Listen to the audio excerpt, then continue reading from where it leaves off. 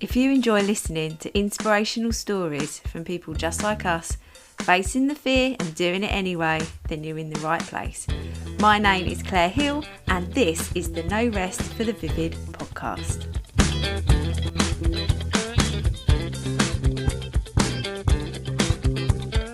Hello, I'm back again.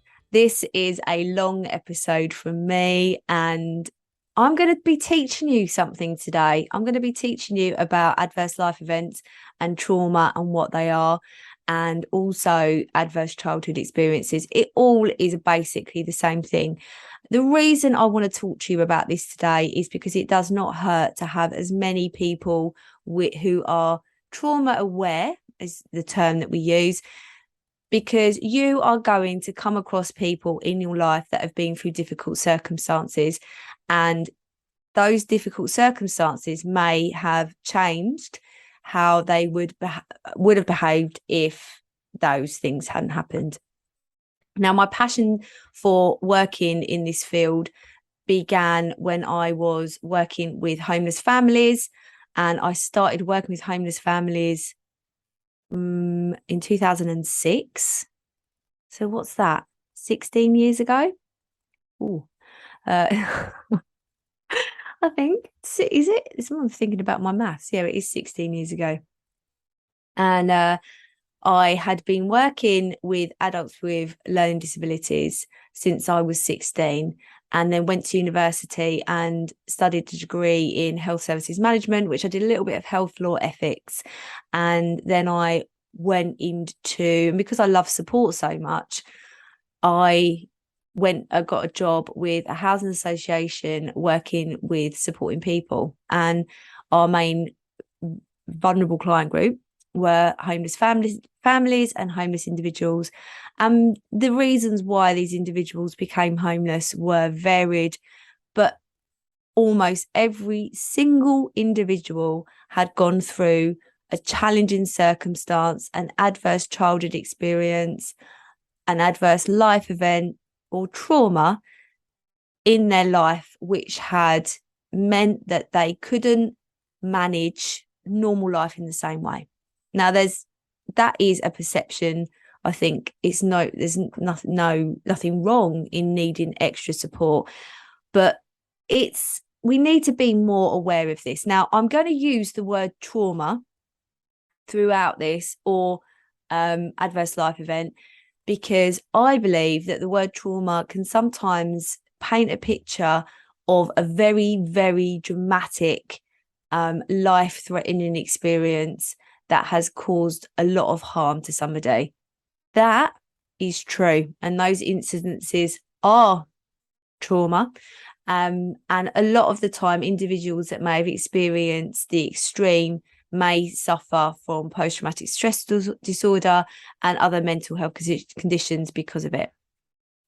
But trauma actually can be used for the term of severe anxiety that stops you from functioning, episodes at work where your mental health has become so extreme that you've had to leave the job and even had to be signed off, and the feelings that you get from having to be signed off, to losing a parent, suffering neglect as a child, emotional abuse from a partner, domestic abuse.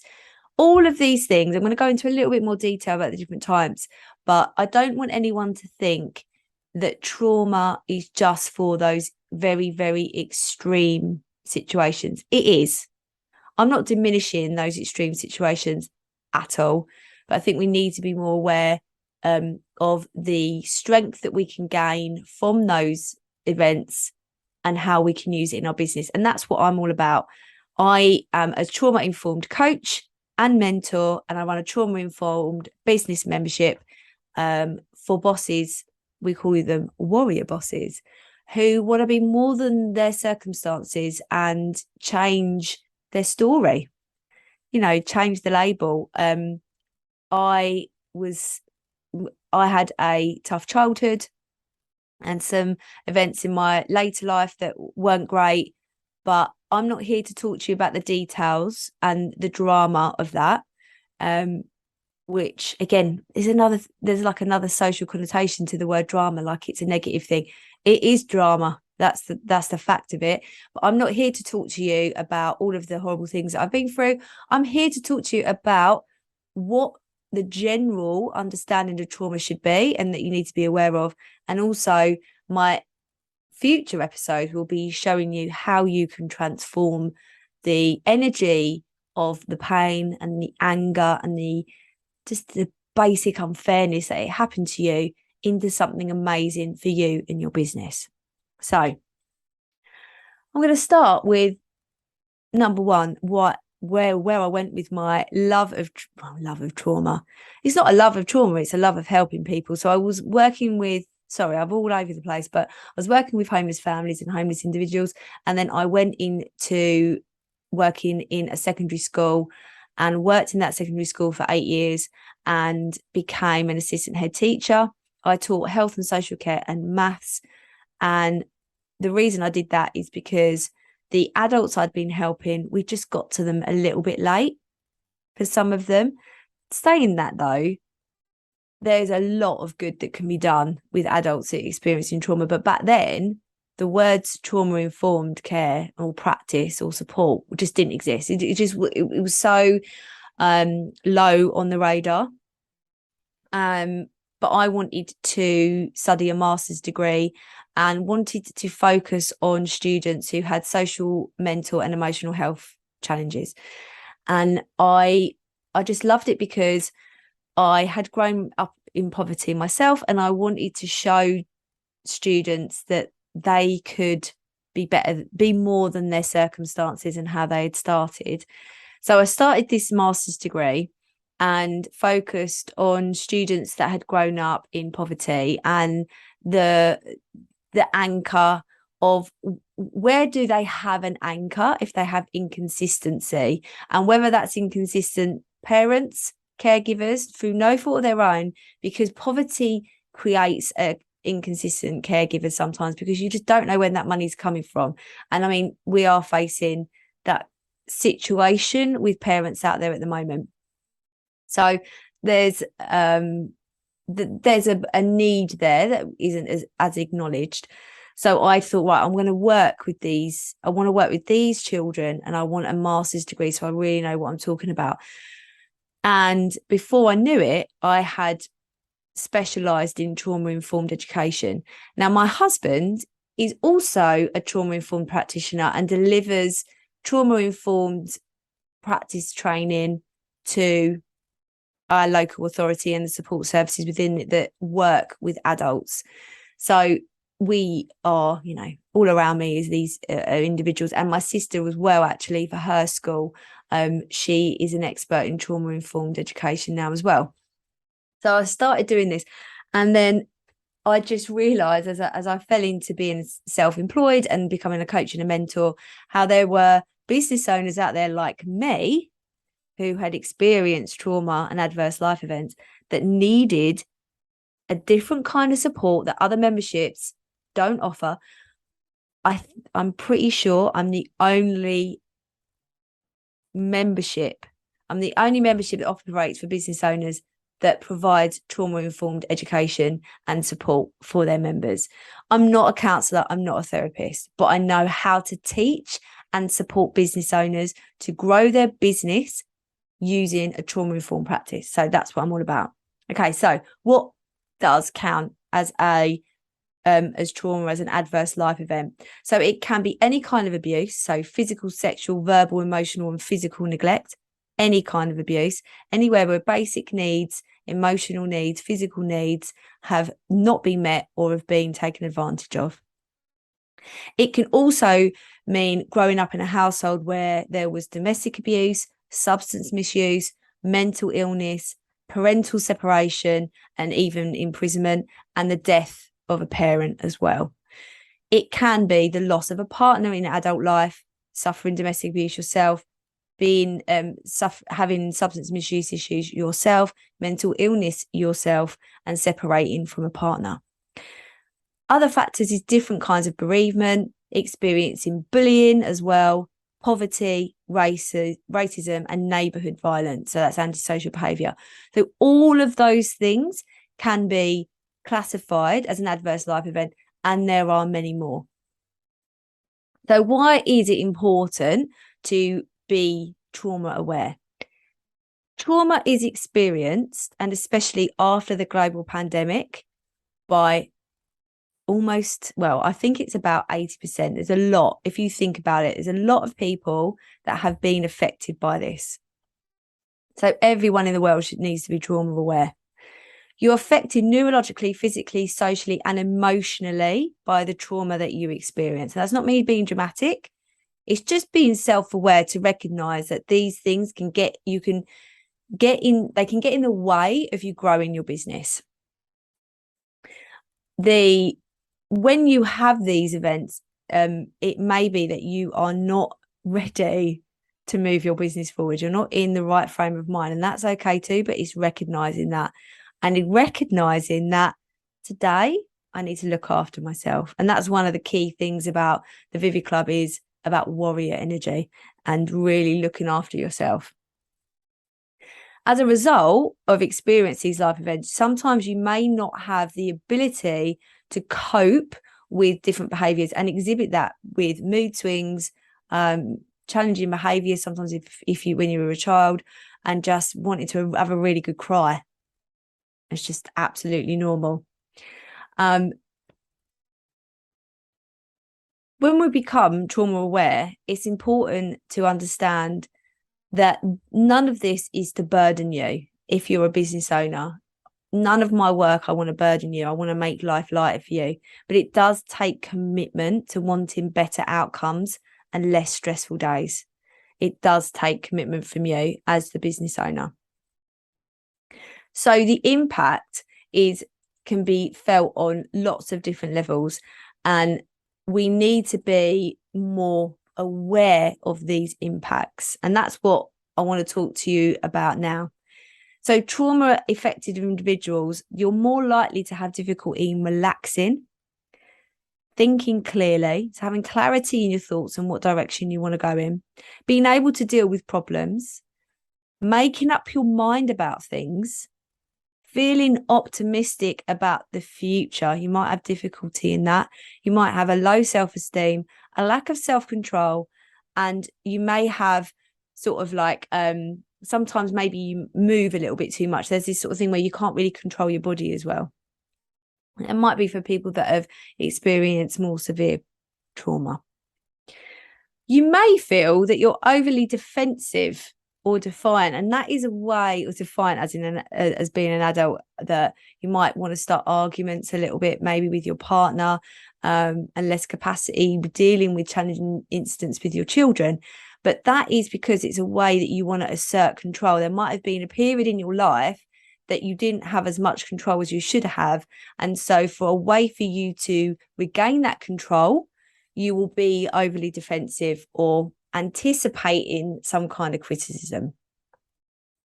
And by the way, these are symptoms of what you experienced, not inadequacies or anything that you should beat yourself up about. I'm going to go back to relaxing as something that you might have difficulty in. Relaxing for me is extremely difficult. For those of you listening to this who know me, I find it really challenging to relax. And what I realized was because I don't know how to play.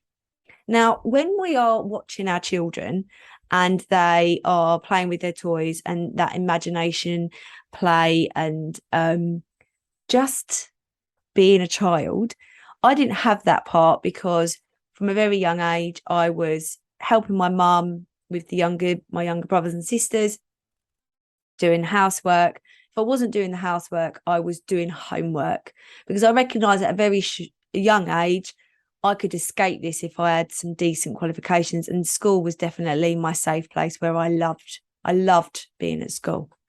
I loved learning. I had this, and actually I read an article that Oprah Winfrey read, and she hit the nail for me because I had such low self-esteem. But when I got to school, because I enjoyed school, I was recognised for that and was given some self-worth. I was given the permission to say you're working hard, so you're worth something. And so where I've had to battle with my own self-worth and self-esteem is through being a workaholic and just wanting to work all the time. I'm getting so good at this though, just saying, right, I've stopped work now, I'm going to turn my phone off, and learning how to play. Because because I didn't do it as a child, when now it's like, oh, what are you going to do? You're just going to sit and read or do a craft. I mean, I used to be really crafty. I used to do lots of creative things, and then I turned them into a business. So now it's just work. So I have to practice. I have to really practice and learn how to play. And I always think about my husband, or I compared it to my husband, because he grew up, he had time to draw as much as he wanted. He had his toys, and he played computer games with his brother. We didn't have a Nintendo or anything like that. But I watch him with my son, who loves Nintendo and loves cars, and, you know, playing with all the same sort of things that my husband used to. And I said, do you know, I never did this. I don't know. I need to learn how to play. As a 37-year-old, I need to learn how to play again so that I can learn how to relax, because businesses grow when their business owners are rested. And if we don't recognize that, we are going to burn ourselves out. And this goes back to my warrior energy toolkit, because I recognized that when I was working all the time, I didn't have any time for myself, I very quickly burnt out. You need a different kind of energy to run a business. So one thing that I've changed recently, I absolutely adore walking. Now, social wise, like society, I should be going to the gym and doing a run, and like, yeah, like I can run, blah, blah, blah, like, or doing something, trying to get a six pack. I ain't getting a six pack. I like crisps too much. But that kind of idea that just going for a really long walk isn't enough exercise. But I've managed to do a walk every single day almost for 2 weeks, and I love it, and I feel really good, and my energy is really good. And I actually spoke about it in a different episode, but that for me is me having a play, because what I do is I find a new route and I find a little adventure, and we've got some woods near us, and I'll find, like, I wonder where this is going to lead, and I just really, really enjoy it. So I've added that joy into my life. And I'm trying to read more as well, reading novels instead of business self-help books and stuff like that. So it'd be really interesting to know, if you're listening to this, whether you have any difficulty in these and how they impact your business. Because if you're having trouble, and I'm going to come back to this in other episodes, so because I don't want to overwhelm with so much information, and this topic is so broad that we need to really pick it apart in order to build our businesses on the strength that we've gained from going through these things. But if you have trouble relaxing or thinking clearly, I'm going to maybe just focus on the relaxing. I'm going to focus on the relaxing now. Now, how does focusing on learning to relax and giving yourself time without guilt to do that improve your business? Well, you're going to be more creative. Even if you're not a creative business, you need to be creative to be a business owner, because you need to be problem solving. This is why, like, people say to me, I can't believe you used to be a maths teacher. Being a maths teacher and loving maths is all about problem solving. And when you're creative, you are solving problems because you're creating something new. That is what it is all about. But you're doing it in a really bold way, for example. But being a business owner, you need to solve problems all the time. You need to solve problems in regards to your mindset and motivation and your drive, and, you know, finding ways to make more money. So if you are having trouble in relaxing and you're not focused on solving that problem of relaxing, or not being able to relax, sorry, and finding time in your week to make sure you are doing things for you that helps you to relax or just play and just have more joy in your life, then your business is going to suffer. You're not going to show up in the same energy as if you had relaxed. And I am an example of this, because for 2 weeks, I've done this walk. I have more energy and more creative juice. Creative juice. Oh, I don't like that term, but it's true. I have more creative power pumping through my veins and able to help my one-to-one clients that I mentor and coach in a trauma-informed way as well. I'm able to think outside the box more because I have more joy and energy to share. And it is all about building and filling up your cup in order to share to other people. So if you're listening to this, please tell me, what are you going to work on? How are you going to learn how to relax more? And I'm going to leave you with that because I want to make you as trauma aware as possible. I want you to recognize how you can transform your energy and help you to build a business. But I do not want to overwhelm you. We have limited time in our lives. I just want to give you as much value as possible. So I'm going to leave it there for you. The next episode, if you're listening to this on the day it comes out, this is Thursday. So the next episode is going to be a little short episode, and that's coming on Monday. My mini Monday episodes every Monday, about 5 minutes long, not long at all. Because again, I'm just really focused on giving you as much value with as little investment of time on your part, because we need to recognize time as an investment, not just money. You know, what are you investing in this? Your time, your energy, your money. Well, definitely your time and energy into these podcast episodes. So I'm going to make them as impactful in a short amount of time as possible, whilst giving you that time to actually implement something into your business to help it grow straight away. So Monday is the mini Monday episode. And I would also please love if you could, please love, that don't make no sense. I'd love it, please, if you subscribe to the podcast. If you're listening on Apple, there's a little cross up in the corner. If you're listening on Spotify, I think you need to follow me. And if you're listening to on YouTube, you need to subscribe to my channel. I would be so grateful if you share the post as well. If people have not gone through trauma or adverse life events, this episode and these episodes following are still applicable to you and still applicable to people you know, because everyone needs to be trauma aware so we can support others around us in a more compassionate way. And we need to be a lot more compassionate with ourselves as well, but I'll come to that. Okay. All right, my loves, have a wonderful day wherever you are and take care of yourself.